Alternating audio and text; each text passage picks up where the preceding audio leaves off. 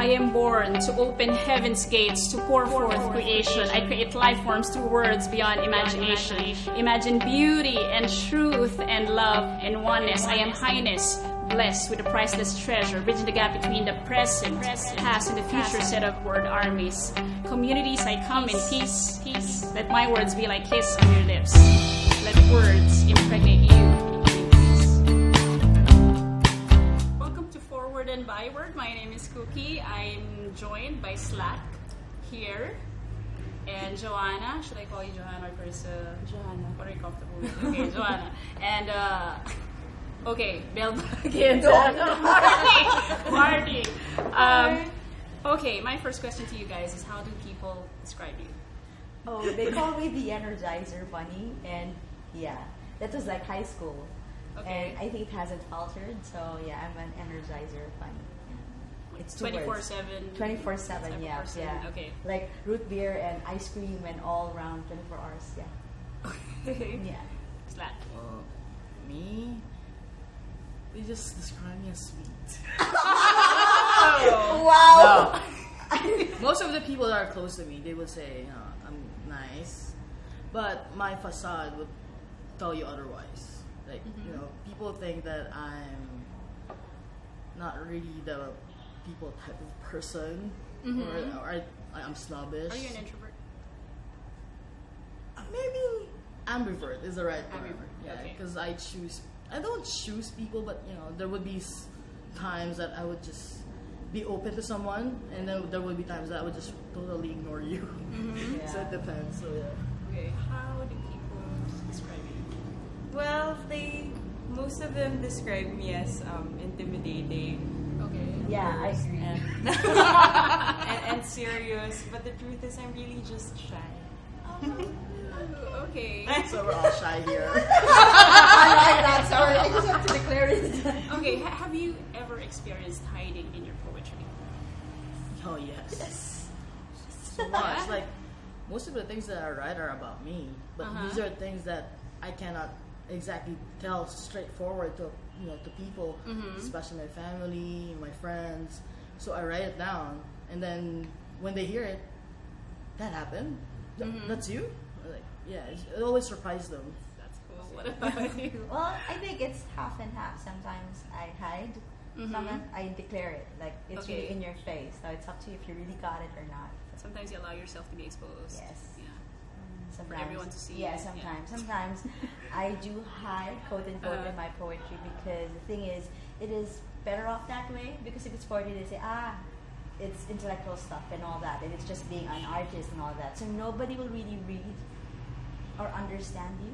Nobody will really know your story. You say, oh, it sounds cool, but that's it. Nobody really wants to know your backstory sometimes.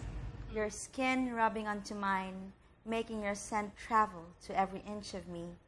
I savor you like mouth-watering chocolate, melting and swirling in my mouth. I close my eyes and feel your being dancing with mine. You, whose touch, make me feel like I'm swimming free under the deep blue sea. And as I feel your lips touching mine, I'm jolted forward. I look into your shocking dark brown eyes. I'm back to the present. You and me in a bus, 3 seats apart. That was a funny, it's a sensual piece, but the real feeling was because I ride shuttles, right? GPs and public transportation. And then I was like curious, what if you like the person next to you? What are you gonna do about it? And then there's so many instances either I don't like it at all, or just like, what if? And my mind wanders like, and then that's where it came from. It's just that. What if, you felt it, but it's just you. So yeah, that's the only reason why I wrote that. But it had so much emotions there, like as if I felt it. But of course, that's the metaphor. Was there an actual? Have you ever actually met this person you wrote this poem for? No. Well, the setting of the vehicle and stuff like that, no. But someone, I've met someone. But vehicle and bus, no. They're not really all handsome there. They're not. The vibe is like, no. In buses, jeepneys, shuttles, you go upward, even everything, all kinds of transportation. No. Not really, sorry. Not my cup of tea. Not my cup of tea, sorry. So what's your biggest dilemma in writing? Usually when I write, it's all about my experiences, and that gets me into a lot of trouble, especially when some of the people involved figure out. You're supposed to, be real. Yeah, but Show some of the your people that I self. wrote things about Yeah. figure it out. Okay. That's when I get in trouble. Like, why did you write this? This was what happened. Okay. I know, and like I'm sharing it because it's part of me. It's me. Like, and I want to share my story to people. And sometimes I become I become so careful with what I write because I don't want to like disrespect anyone or step beyond my boundaries, and sometimes also putting out emotions. Putting emotion, putting on paper. It's quite difficult at times. This poem is called Dysphoria. I wish I didn't say goodbye without kissing her, without touching her even though she asked me, without telling her that I want her, without giving my reason. I wish I didn't say goodbye at all. Baby, on most nights, my body's not made for loving. On most days, my body's only as good as the black shirt, fitted cap, and baggy pants that I'm wearing. And my chest can't stand on its own without having to hide behind a bandage wrapped around it. I camouflage my softness with men's cologne. I feel that my body has evolved into a different species of a human being. And most of the time when I look at my nakedness in the mirror, I hear it throwing lies at me. When I was young, I used to see this little boy in my reflection, but now I can barely see the feeling of a man in my mirror, and I just didn't want you to see my lies. The feeling of my skin extends to the unwanted feeling of being touched, as if my body does not deserve love until it corrects itself, that my lips are only worthy of a kiss if it has been sterilized by 12 bottles of beer. Do you know that I faked my courage when I asked you out? You said you were a guy kind of girl. And I told you that I am a guy, born in a completely different body. And you just laughed at my conviction. And I must have had so many guts that you gave me your number and told me to text you. We went out on many dates. We spent almost every day together. I felt so right being with you. Every bit of my manhood was evident. You did not treat me any different. You always used he and his when introducing me to your friends, telling them he's a poet. He hosts poetry slams. He rides his bicycle like a maniac because he doesn't use his brakes. He only sleeps 3 hours a day. He works 2 jobs. Baby, you always reminded me of how manly I was in my black shirt and fitted cap. How handsome I was in my cologne. And every time our bodies are locked in an embrace, you always inhale me. You were always excited to see me. How you like holding my hand when we take a long walks on the streets. How you like it when I place my arm around your waist when we stroll the mall. How you call me mister when I blow out smokes from my blunts and my wooden pipe. How you always thank me when I cook breakfast or dinner for you. How you like cuddling with me on my small sofa bed. And you always allowed me to be the big spoon. But every time you got close, I only gave you a kiss on your forehead. I never asked for more than a hug, and I always let go first. And you stare at me, always wondering. I told you, I only date women for the moment, that I only date for the experience, and I just wanted to write about you. I told you should date other guys, and that I wasn't jealous at all. I wish I never said that. I'm sorry if I thought you weren't convinced, if I pushed you away. I'm sorry you had to kiss him that night when it was my lips you wanted to feel in yours. And when I got so hurt, the only thing I could say was goodbye. How stupid am I that I wasn't even man enough for myself? It may be too late for us now, but I can never thank you enough that you made me realize so many things about me. I wish I had known a little bit earlier. Perhaps I could have kept you. But now I know. My gesture, my hands, my arms, my body, my scent, my talent, my heart. Me. I am more than enough. Is it a coming out piece? It is a coming out piece. Yeah. Sort of. Because before I was a lesbian. Now, Okay. I recently figured out that I'm actually trans man. Because Okay. I've been looking this way like ever since, and I've always associated myself, you know, doing boy stuffs, and there was always this question, you know, why do they still call me she, or why do they still, you know, that? And I recently been dating, but I've been having a hard time with intimacy, and that's when I produce a poem, Dysphoria.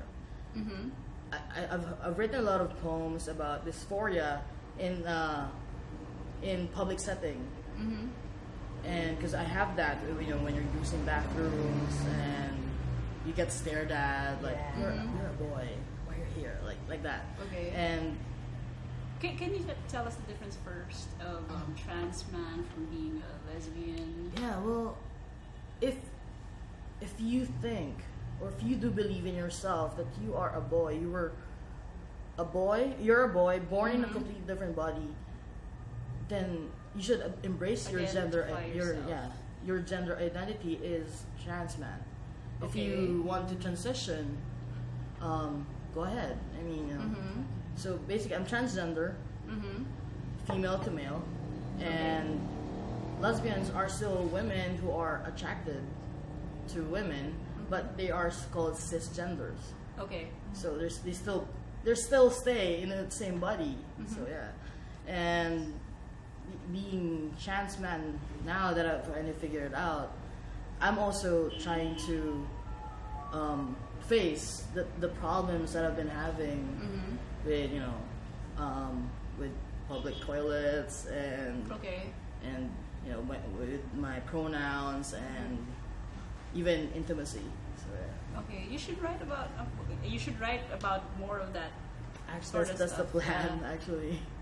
So yeah, and now I'm a little bit more active with the LGBTQ community, and trying to push gender equality and also to embrace gender identity. What are you afraid of, like in writing it and you know, Being so your vulnerable. performances? Being vulnerable. Vulnerable. But you decided to speak Yeah. up. So Yeah, but sometimes, you know, when you're so vulnerable, it's like you're so naked in front of people, and there's like nothing else left for you sometimes. But then again, I still have lots of stories. I just tell myself that I still have lots of stories to share, and I can, you know, this is just a part of it, and it's just one of the many things that I could tell. So that's one way of pacifying my fear. Yeah. what about you? Are you still afraid of anything? I guess I'm afraid that someone will find my darkest secrets that Okay. I don't want exposed. Let's say there's some things about me that I don't want to deal with yet, maybe, or I've dealt with, but it's best that I deal with it personally. So when someone, because the thing about people is that you'd wish to just understand whatever dark secret you have, and just understand you. But some of them use it against you. So it sometimes hurts because you gave your full trust. Like, it's like crystal, so you gave your crystal base to them. But then they smash it with joy, and it hurts you and it breaks you. So yeah, so sometimes I'd rather not. I'd rather keep it. It may rot inside, but I'll find a way soon to fix it. But yeah, never. Your fears. My fears? I would say what I always struggle with would be figuring out how much to show and how much to hide whenever I write. Okay.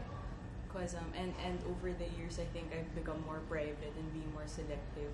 Okay. about what to How write. much percentage of yourself do you actually share? Did you actually put out there?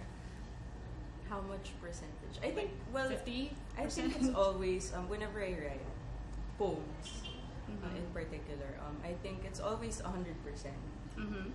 But then it's just it's 100% is there, but not necessarily like easily seen. Waking decorum. Where I live, Birds signal mid-mornings through nicking sounds. Their voices prick each balmy dream, thin and meager as the hours of sleep. Light slashes through mildewed glass and sharpens furniture edges, paints surfaces but never warms the varnished teak. I wake, focused on the spiral grains, thinking of the tree from which they came and how it must have felt, the sting of resin seeping through the lesions. Strange how some wounds are treated to remain. I stretch and the bed creaks as though it's my hinges that are rusting, my parts corroding in unison. Briefly, I admire the blotches of day on the vellons and the linen, how they paint over the mismatched patterns so that for one moment, they're made for each other. But always the light shaft moves over the gulf in the bed that separates the smooth half from the wrinkled, where I lay and let the birds ravage me. When you arrive, you'll find only leavings and a note in my stead that says, waking is a discipline, and I must accept the sun. What inspired you to write it? Well, it's actually a poem I wrote about the pain of waking to a new reality. Mm-hmm. And lately, I've been struggling with accepting the recent changes in my life, and yeah, that's the. Okay, can you tell us more about these changes? No. Are we supposed to get out of here? I'm gonna cry. When did you guys discover that you can actually write? That you have a gift in this area? Wow, that's tough. That's really tough. Since grade school, high school. Well, the thing is, I didn't know that I could write. Oh yeah, you've never I've dreamt never- of it. I was writing back in elementary and high school, but I didn't think much of it. Like, I'm just writing for myself. Like I'm writing poetry to my crushes. And like, Okay. yeah, and I didn't think that it was actually the real poetry that I would read on books and I tried journalism back in high school, joined the newspaper, but then most of my writing would be rejected. I'm not a writer. Okay. So then probably when I started working, I've been writing more for myself. It's just not diaries or journals, but something I would scribble down and stuff like that. And then I started, watching YouTube videos. Oh yeah. These people are doing spoken word. This is what I wanted to do before. Now they're actually doing it. And Okay. maybe my writing, would be able to do this too. So Okay. that's when I started, asking people to listen to me. Listen first before you read. Did you actually go to attend workshops just to further train yourself? No. No formal writing training whatsoever. I did join a writer's guild back in college, but that wasn't really, I didn't really attend much. So, but yeah, I mean, I have lots of writer friends, and I ask them for help mostly, and ask them to help me edit or critique my stuff. Yeah. You guys ever attended readings? Actually performed your pieces out in public? No, I think readings I did watch. It was there was some sort of a performance at St. Classics College when in high school. There was this poetry thing for high school. It was a requirement, Creative Writers Guild thing. So the teachers and the students would perform. They're in the sort of some space there at the high school building, and you would watch, and it's a requirement or whatever. So that's the first time I've ever seen that. And I was like, yeah, that's very high schoolish and English. Can you say that that's what got you into the No. whole writing It wasn't. thing? I think I started just writing Okay. in diaries, and then there was livejournal.com. Oh yeah. Who doesn't know livejournal? And then I posted stuff. I had no idea my cousin spied onto my livejournal. It was all about my mother. And I didn't know anything about private and public settings. So my mother learned about it because my cousin told her mom, and her mom told my mom. So they're sisters. Okay. And so my mom found about it, and she was saying, "Why are you throwing your dirty laundry in public?" It's like, I didn't even know it was in public. I didn't know. And then my friend was like, "Did you know public and private setting?" They're like, "No." So it was too late. She read like 10 poems, and it's all about her. Did you experience the same thing? Yeah, I used to. No, not the privacy. So embarrassing. Yeah. But I used to blog a lot. Okay. Yes, like journal and Blogspot. blogger. Yeah. Okay. I used to change my blog design like every week. Wow. Yeah, I think that's where it started also for me. Although, I think that attending poetry readings really helped. Helped Because, inspire you. I was a regular at Happy Mondays. Oh yes. Does it still exist? No. Magnus. Okay. We revived it for a while. Okay. You write poems and you decide to put it out there. You had it published. Have you ever actually produced a book? No, not yet. Not yet. But what about your other writings? Do you actually get paid for it? Well, the feature articles, but not really the Poems. poems. Ah. Articles. Okay. Yeah. The stuff that usually pays. Thank you guys Thank for you, joining Kooky. us Thank you. Thank you so today. much. I hope you enjoyed our Yeah. I hope to see you again soon in one of the poetry Yep. readings. Yes. Yes, definitely.